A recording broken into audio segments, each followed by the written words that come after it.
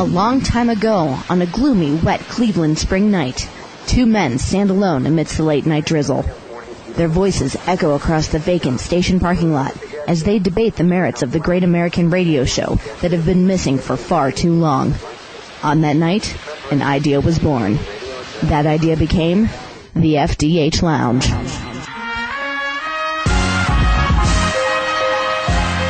Welcome to the FDH Lounge. I know you had some thoughts on the way that things were starting out for the college football season here. We're a month plus into the season. We've seen LSU really step up, and LSU-Alabama looks to be the latest game for the national championship. That has evolved a couple times. I know we thought at one point it might be Stanford-Oregon later in the season. We thought the TCU-Boise might carry a little bit of heft to it.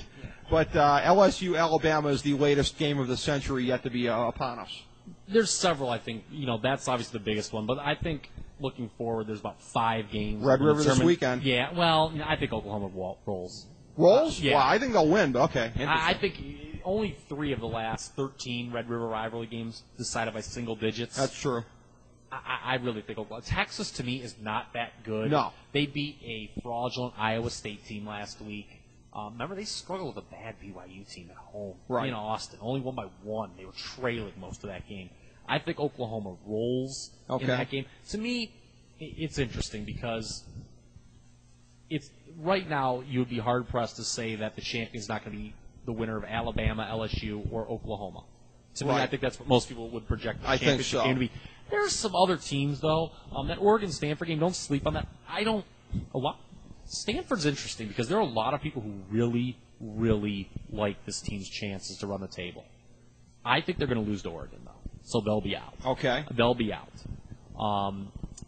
Oklahoma State, now there's no big – it's interesting, there's no Big 12 title game anymore. Right. So Oklahoma State kind of is a de facto championship game. They play on the final week. And remember, kind of a quirky scheduling thing, second straight year, the Cowboys get them in Stillwater. Yeah. Oklahoma has struggled on the road. At T-Boone's Windmill Stadium. Yes, exactly. So, I don't know. Oklahoma State, I'm a little surprised. I didn't think they would beat Texas A&M. Mm-hmm. It certainly didn't look like they beat them after the first half. Right. But they came back. That offense can play with anybody. This week, they can literally, they could score 80 points against Kansas. Right. Okay, Kansas' defense is awful. Kansas was beating Texas Tech last week. Right. 21-0 at home and did not cover. Right. As a significant underdog. Okay, the Cowboys are going to make Kansas look like they got Mangino in the secondary. Yeah. Somebody really, you want to use something? I love that picture of him next to the Orange Bowl mascot when he was bigger. That one's great. And the Mangino baby meme from Deadspin. Yes, awesome. Yes. But that's one. So the Big 12 is decided that way. Wisconsin, do you buy them as a legitimate national champion? By the way, what a lucky break it was to get Russell Wilson. Yeah.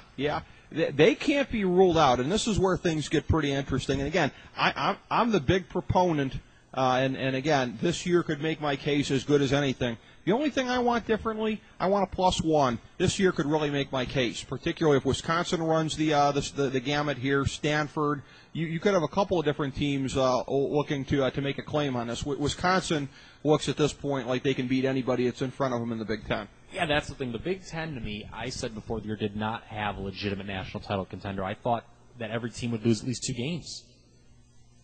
Wisconsin does, I believe, have Michigan State and Ohio State back-to-back weeks on the road. That's, I think, looking at the schedule where most people thought they would trip up. The only problem is Ohio State stinks. Okay, Ohio State's bad. My dad, the ultimate loyalist, just sold his Wisconsin game tickets. What does that tell you? Okay. They're a lot worse than expected. I think Penn State is not as good as it was advertised. Uh-huh. Michigan State, who I really believed in coming out of the other division, and I said it would be Wisconsin, Michigan State in your conference title I believe game. I quoted Tony Schiavone. That'll put a lot of asses in the seats. Exactly. They should have realistically crushed Ohio State last week. Yeah. Iowa was a sleeper of many. They haven't looked that great. Nebraska is not that good. They just got annihilated in Madison. Yeah. And they weren't that impressive the first 4 weeks either. Everyone's like, oh, are they looking forward to the Big Ten schedule? So, well, obviously, then they just got hammered there, too. So Wisconsin really looks like they could run away with that particular league. And then you have Boise State, of course, waiting in the wings. If they don't go undefeated this year, they shame on them. Right. It's interesting that their average margin of victory only a hair under 20 points per game through 4 weeks, which isn't that impressive. They're really going to have to tattoo some folks. Now, Georgia is their best friend. Georgia is a team that I think can win out. They really need them to win out. Because when Georgia started 0-2, similar to Virginia Tech last year, it was like, oh, God. But remember, Virginia Tech went out. And Georgia, I think, can win out and maybe even win that East. Because South Carolina, I don't know about them. And they beat Georgia, so they've obviously got the tiebreaker. I thought South Carolina had an outstanding chance to be in the SEC championship game. That was a bad look. Auburn, I don't understand how this team keeps winning. Their defense stinks. Yeah. I mean, they realistically could be 2-3 right now. Yeah. And then Clemson, don't sleep on them.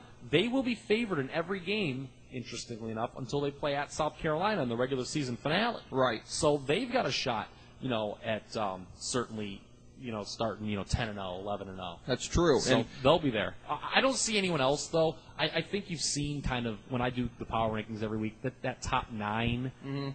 I think your champion's is not going to come from anyone outside the top 9. I'm talking LSU, Oklahoma, Alabama, Boise, the 2 Pac-12 teams, Oregon, Stanford, Oklahoma State, Wisconsin, Clemson. I think one of those 9 are going to be the national champion. I think that's definitely the case. When you look at it, as far as the makeup of these teams, I was a little skeptical at the beginning of the season. I thought if there was any kind of BCS chaos, it would come from one undefeated team and a bunch of other one-loss teams. At this point, I have a hard time seeing there being as few as 2 undefeated teams. Don't you? Everyone always says that, though, and they start dropping like flies. Okay. They start dropping like flies. I mean, there's a bunch of undefeated teams we haven't even talked about, and there's teams like Michigan hasn't lost, Illinois hasn't lost, Georgia Tech hasn't lost, Kansas State hasn't lost. Until the Rutgers game, you could have put our cats down for that. Yes, yeah, exactly. So these teams do drop, and there are upsets, and like I said, to me, even LSU with this quarterback situation could be such a distraction. I think, no one is foolproof right now. There's not that one dominant team because Alabama, again, major issues. Their quarterback play is not good. Right. It's interesting. The college game is so different than the pros right now. That defense still does really rule the day. Those teams are carried by their defense. There's no blowaway like USC or Florida like we've seen in previous years. I've heard it postulated that in the LSU-Bama game, punting is going to be a premium here.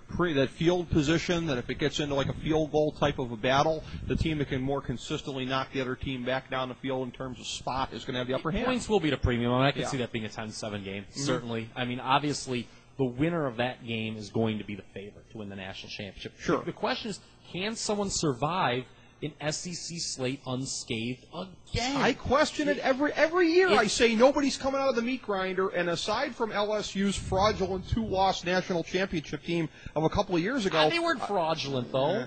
They deserved to play in it. They showed it by beating the Luckeyes. Okay. All right, Skip. Okay. But, come on. My favorite part of that game was my good buddy Rick Schultz. If you remember, I think it was Beanie Wells, as a matter of fact, broke that one loose very early in the game. And he stood up and started yelling, "That's Big Ten speed. That's Big Ten speed." Which was very amusing until you watched the rest of the game and they got hammered. You know what I'm saying? That is pretty funny. Here's the thing. But aside from that year, it's always an undefeated team out of the SEC. How do they do it? Does a one-loss team get in the BCS title game? Say there's one undefeated team. It's not say there's 2 undefeated teams. Yeah. Boise, a non-SEC, and a non-SEC team. Does the one-loss SEC champ get the title berth nod over Boise? I say yes. You think so? Yes. There's no way.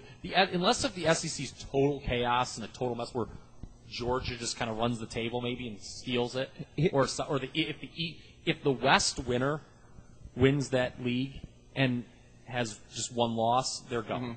Well, my go-to guy with FDH for all things college football and specifically BCS and how they formulate the stuff, our guy Nate Noy, he's always pointing out to me, he's always very keen to point out to me the role of the computers in this. So what you said about Georgia is going to loom very large, because Georgia can help Boise get enough points in the computers here to really boost it up in there. I think that's the only way that Boise would get overtaken, is if it's the computers penalizing them for the strength of schedule. Here's the problem with Boise. TCU's not even as good as people thought. No, that's going to hurt they're too. Not. I mean, they're not that good. I mean, to be honest with you, well, they did beat Air Force. I thought there was a chance the old Flyboys might be the second best team. Timmy Calhoun's got a real nice team in Colorado Springs. Yeah. So, very nice. They beat Navy. Nice winner for me to start the day, by the way, last Saturday. But, a little patriotic get down for you. Yes, I was cursing Navy, by the way, at around 3 o'clock. But for once, not for political reasons. Yes.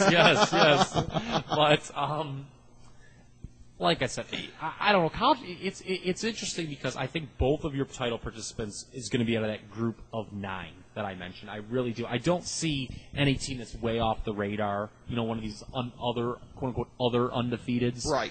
Those teams all seem fraudulent to me. Like I ran the gamut. Your Michigans, your Illinois, your Kansas States, your Texas Techs. Those teams are not national title teams. No, they're not. They're not at all.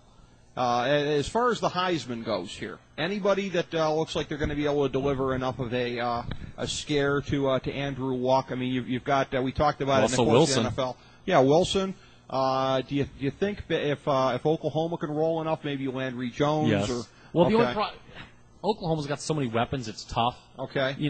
Luck obviously has a lot of capital built up. Okay. It's certainly his award to lose. How about my boy Kellen Moore? Can he make a run at it? Yes. Okay. Yes, he can. Especially if Boise winds up playing for the BCS title game, he could overtake it. The key is Luck has 2 big games on the schedule. Oregon, and I know everyone wants to laugh at this team, and it started bad. We were all laughing at them. Now they're turning it around. Notre Dame.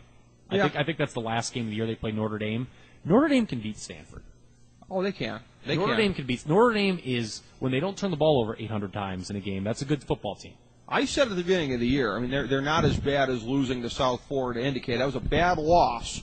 It was what we in the handicapping community call a phony loss. Yeah. I mean, they outgained them 2-1. Yeah. They had, like I said, about 17 billion turnovers in that game. There was the weather factor. It was a phony loss. They're the better team. The funny thing is, coming into the season, there's one of the things that we do, because we always do a consensus ranking on FDH. I always set up our top 25, but I do like a consensus of the major polls to use as a guide. Notre Dame, I rarely see this. Notre Dame, 18. Everybody in the world had them like 18th. And right now, it looks like they were all pretty smart. They look like they're about 18. Well, because you do have some people. I think like Phil Steele had them like 6th. Okay, that's obviously not one of the ones I factored in. Okay, but I think most people are afraid to go that high because they've always been such a letdown. So what everyone Steele will go for the outliers. I give him credit. But most people don't. Right. And what most people kind of rank to the consensus contenders, and Notre Dame's Steele said Oklahoma last year in the national championship, so sometimes it bites him. Yeah. And then, I had Notre Dame right around 18, to be honest with you. Like, right on that fringe. It's like, okay, they've been, overhyped too many years before. Right. Let me rank the teams that I think are legit national title contenders, and then I'll put Notre Dame right after them. And that's kind of when you get number 18. So, can they get to a BCS bowl? I don't know. I mean, obviously, once again, it's always favorable. They always want them to go. Right. But I don't know if they're that good. I mean, they barely beat Pitt. They got to run the table to go. I don't think Probably. there's any question because about that Michigan is not that good. No. I mean, we saw this same 5-0 song and dance from the Rich Rod era last year, okay? And they finished 7-6. Right. I wouldn't be surprised if Michigan loses this week at Northwestern, by the way. Oh, they could. Northwestern's with Dan they're going in a good direction. Check the status of Dan Purcell. They should have beat Illinois last week, another kind of fraudulent undefeated team. That's they play Indiana this week, so they're going to still stay spotless. But yeah, I mean, like I said, you got to look at that core 9. I'm pretty settled on that core 9. It's interesting when I was doing my power rankings. After Arkansas was 10, and after that, I had a real hard time ranking 11 through 30. It's so the margin for error is so small. South Carolina, who had basically what you would have to call a bad loss, outright loss, as a double-digit favorite at home to Auburn. I hardly dropped them because every other team behind them lost. Nebraska looked bad. Virginia Tech looked bad. Right. I was really high on the Hokies before the year. That Logan Thomas is not Cam Newton. Just, oh, by the way. Right. Who else? Florida lost, and is going to lose again this week. Right. Obviously to LSU. There were a lot of teams in that group that lost. Michigan State couldn't really jump up. They didn't dominate Ohio State like they should. Arizona State, is kind of like hovering up there. And are they really like a top 15 team? No, they're not. I've got them in there, but are they? Really? Would you really trust, Dennis Erickson on the big stage? No. Although I think they will win that division, clearly. They rocked an overrated USC team, which they will be the sacrificial lamb in the Pac-12 championship game. Yeah, to Oregon or Stanford. Going to Oregon or Stanford in what is the goofiest setup yet here of any of the conferences, of where somebody will host a conference championship game. Truly bizarre. It is? I thought it was in L.A. No. I was wrong? No. Oh, shame on me. No, it is hosted by the team with the better record, or if it comes to it, then head-to-head, whatever. Yeah, so there's no planning ahead. There's no, okay, we're going to book a suite of rooms here or whatever. Now, having said that, and I know, whoever wins the Stanford-Oregon game best go out and buy up all the hotels in town for that and weekend. that's not like the last game of the year, so you're going to kind of know. Yeah, 3 weeks out, you'll know. But, again, it's really goofy how that is. Unlike in basketball, where obviously a site is set, and I predict, Kyle, that they're going to revisit that in years to come. They're going to find out it's very unwieldy to leave it to the fates here, that late in the season. But sure. To bring it full circle, national championship, my pick before the season, I was Chalky McChalkerson. I think I had Alabama over Oklahoma.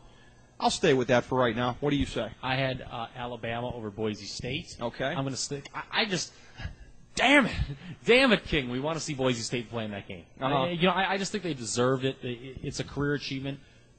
I think Oklahoma could realistically lose to an Oklahoma State team that will have already lost earlier in the year. Oklahoma State's got back-to-back roadies against Missouri and Texas coming up. I think they'll lose one of those games. So, that's the only other game Oklahoma's going to lose is the last game, and that's what Boise needs. Well, the one way that could happen for Oklahoma is if Landry Jones becomes distracted by Jim Ross yelling, "Boomer Sooner!" over the shoulder of Bob Stoops on the sideline. Yes. That could be a little distracting. Yeah, so other than that, but, Wisconsin, again, I don't buy them as running the table. Probably not. And then Oregon and Stanford will cancel each other out because Oregon's will beat Stanford. They'll both have one loss. And so, but Wisconsin's kind of the X factor because it's tough right now for you not to say that they are the unanimous favorite right now. No one would not pick them to win the Big Ten. Well, I'll leave you with this question here. You're saying that you think Boise could get squeezed out by a one-loss SEC team. If it's Oklahoma undefeated and Wisconsin couldn't get aced out by a one-loss SEC team, could they? It depends. On the body of work. Okay. I could see it happening. Really? Okay. I personally would believe, and again, there's a lot of football to be played, that a one-loss SEC team is a better team than Wisconsin. I can believe that, and you can believe that, but as far as casting a vote based purely on what your eyes have told you and the body of work on the field and the one-loss records and all of that, that's another thing altogether to say to Wisconsin, you've won all your games. Yeah, and you're not Big Ten school. Yeah, Big Ten school. Again, the SEC, Big Ten, there's a history there. It's not good for the Big Ten. That could be factored into it. These conferences played 3 times last year on New Year's Day. The SEC won by an average of 8,000 points per game. And there's a real upside-downside thing to what Wisconsin's done thus far. Downside, you played South Dakota. Upside, you also played Nebraska, and you treated Nebraska like South Dakota. Yeah. So it could cut either way. True. They're a legit contender. They are. All right. Well, we'll have to see how it goes. Both of us, obviously, big believers in Bama.